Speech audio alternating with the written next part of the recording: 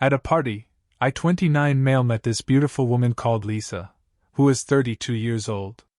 We got along right away, and I was so happy. There was no way I could have known this would be such a wild ride. Lisa was the first person older than me that I dated, and it was so exciting at first. Life was great, and we got along great. Things got a little more complicated after that. Just 3 months after we started dating, Lisa became best friends with almost all of my guy friends. It was like she had a spell on them. However, my friends didn't seem to like her, well, except for Greg, a 27-year-old guy who wasn't even close to me. Greg was the only one who seemed truly happy to see Lisa when she was around. I used to think it was a good sign, but now I'm not so sure. To make things even worse, whenever I talked about Lisa with my friends, they all stopped talking and looked at me funny. It looked like they didn't want to talk about her at all, so I stopped talking about her with them. I didn't know there was something bigger going on. Maybe I wasn't paying attention. This is where things get messy. I didn't know at all that trouble was starting to form. I was absolutely thrilled and thought everything with Lisa was wonderful. We even had a little rule that we had to call each other before we went to each other's homes. It didn't seem like a big deal since I had an extra key to her place. In other words, I thought we were in a safe place. I was really surprised. I chose to surprise Lisa by going to see her one day. I wanted to do something romantic to catch her off guard. When I walked in, it looked like something from a bad movie. Lisa and Greg were in the middle of a long BDSM session when I opened the door. Greg was playing the submissive part.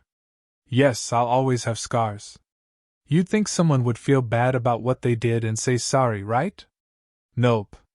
When they saw me standing there, caught, only Greg was decent enough to look like he felt bad about what he did. But Lisa told me not to feel bad, which I thought was rude. She said that all they did was have sex with Greg. Yes, she made it clear that I would never be able to meet her needs in the bedroom. It turned out that my friends no longer liked her because she had tried to sleep with 3 of them other than Greg. They said they wanted to tell me about it when they heard about it, but I looked so in love with her that they didn't want to get in the way. I feel like I need some new friends. Update: I've been getting gifts from unknown people for about 2 weeks now. Can you guess where they came from? My ex. They made me feel bad, so I never took them out of the boxes. No matter how many times she came to my room to sleep with me, I wouldn't let her in. I was polite until she told me that all of those gifts were hers. When I got mad, she went inside, packed up all 4 gift boxes, and then dumped them on her. The look of shock on her face was huge. What did she expect, a cookie? She sulked and left, and she hasn't been seen since. We hope never. Let me know you're okay, OP. I think your friends should have told you that Lisa is a cheater, and will always cheat because she doesn't see anything wrong with it. So you were kind to yourself when you broke up with her and said goodbye. Greg is bad, so get rid of him right away. I hope that when you're ready to date again, you find a woman who will love and faithfully obey you. Second story. Okay, so here's the deal. I 39 male was surfing the web and saw something that said my 36-year-old wife of 12 years was cheating on me. At first, I wouldn't have given it much thought because internet drama happens all the time, but the situation she described seemed to fit a time when she went out with friends. After a few days, someone left a comment that was relevant. I knew how she picked up guys, but the comment she made me think of someone I knew. She had cheated on me before. She slept with the guy and then disappeared for a week. I found her in a small town, and we were able to make things work out. Now comes the twist. As part of the answer, we talked about being honest with each other. Friends of mine were like this, and it worked out. She was very resistant, so we decided not to go this way. Since that talk, she has thought I was cheating on her, even though I've always told her about my female friends who aren't related to me. I've never lied to her. When it comes to her, I'm honest and don't lie. There are times when I think she doesn't treat me with the same respect. We're not together right now because of business. We talk every day and sometimes even use Skype. They act like she's not doing anything, and I think she doesn't know I think she's up to something. It's even worse that she depends on me for everything. She quit school and doesn't have a job. Her main goal is to go back to school, which she probably will do. Besides that, she has plenty of free time. This is not what I think should be done. I really believe she's been cheating on me. We've been together for 12 years and I love her. There are no kids in the house, and it's easy to split up most of our stuff. I'm thinking about taking a steady job hundreds of miles away, but I'm not sure if I should bring her with me. What should I do? Update. A friend who works as a private detective told me to make a fake online identity. I emailed her using the profile and told her about one of her trips that I knew enough about. We talked and emailed each other for about an hour online. She was so drunk last night, everything worked out. When I asked her if she had a boyfriend, she said she didn't and said she was by herself with her cats. I asked her to go on a date over the weekend, and she agreed. You and I talked online for another hour. The fake ID made her talk about some things. Everything there is a lie. That she had been married but was no longer married for about 2 years. She first said it was because I was in the service, but then she changed her mind and said I cheated. When I asked her how she knew for sure, she said it was because I told her while I was drunk. Then I asked her under a fake name if she knew who it was, and she gave me a list of many names. She calls me a lot these days. Her thoughts seem to be elsewhere. I'm sure I know what it is.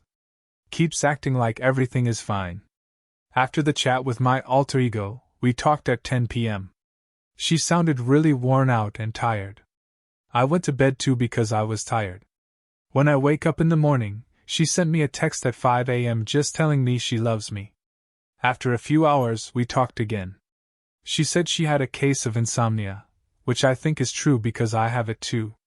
Another thing I know about it is that it's caused by stress and a thought that can't settle down. As a chance for her to say what was on her mind, I asked her. She says she drank a strong coffee at 8 p.m. the night before and that her sleeplessness is caused by her genes, which is also true. The reveal: I went to see her this weekend and tried my best not to talk to her until the end of my visit. That didn't work out so well though. On the second day, we drank a lot at home. On this day, she was also meant to have set up a date with my online alter ego. She called off the date because her sister was coming in from out of town to surprise her. It was me that she meant by sister. What would you be doing if I wasn't here? Is how I start a quiet conversation. In her answer, she says she'll be at home watching TV or something. So I start to look into it, dropping hints about the email talk with the other self. She says she doesn't know what I'm talking about and denies everything. Here's where I show her the proof, an email from a friend reporting an earlier event. Then the website, and about halfway through my email conversation with my alter ego, she gets very worried and quickly goes to the bathroom to throw up.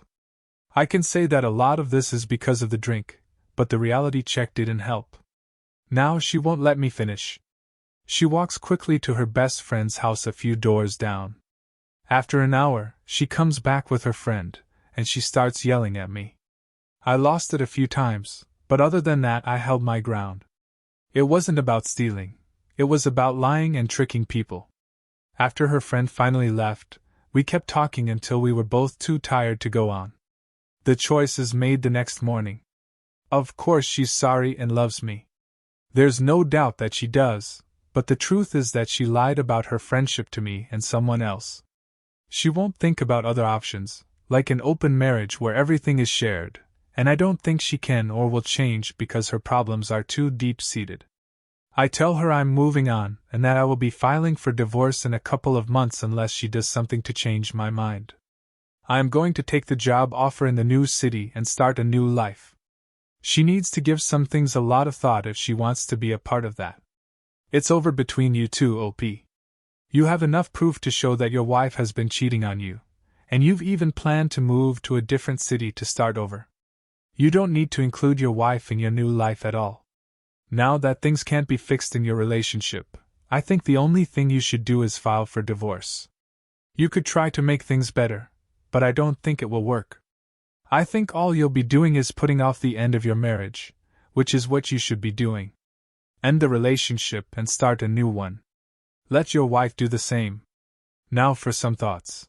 I don't see any reason for you to keep talking to her with your alter ego unless you want to write a book about it. You have everything you need to talk to her about it. Talk to a lawyer first to find out what you need to do to end the marriage quickly and how the evidence you have will be used in court. It sounds like you don't live with your wife. They say she's been calling you a lot lately. Is that true? That would really help with the breakup. Tell her that you are the one who made the fake IDs. You've been lying to her, so stop it. To make things even more exciting, set up a date, get all of her things, and put your proof on her car when you get to the meeting spot. Tell her you left something in her car when you call her. Friend, it's time to call a lawyer. It doesn't look like this is good for either of you. To me, it looks like you're not telling her yet because you want her to tell you herself. I'm not sure what that will prove to you. I believe you should stop this act and tell her straight out that she is cheating on you.